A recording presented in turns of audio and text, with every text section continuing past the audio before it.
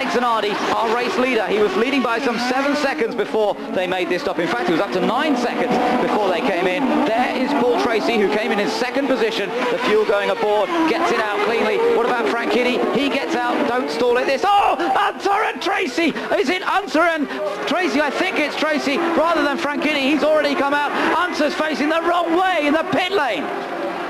And look, they couldn't have a wider pit lane here. I mean, this is the widest pit lane we have in this series, and they managed to get together. Some of the other racetracks we have, the pit lanes are horribly narrow, but here there's plenty of room, and they still managed to come together.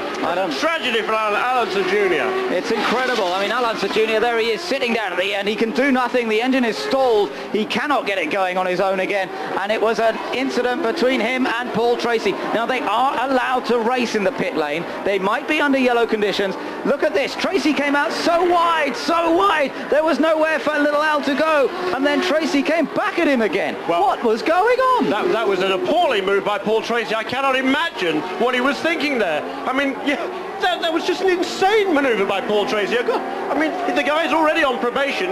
He's going to get himself in very serious trouble.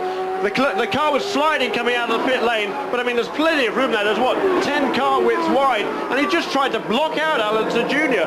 He's trying to push Unser onto the grass, and then he makes contact with Unser. That is just incredible. Yeah, and looked absolutely outrageous from that picture. We'll get another view of it, I'm sure.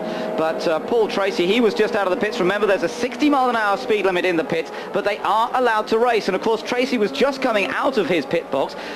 Alonso Jr. had some momentum up already. He's further up at the pit lane. He was already at 60 miles an hour on the speed limiter, and he was alongside Tracy as Tracy just seemed to drive into him.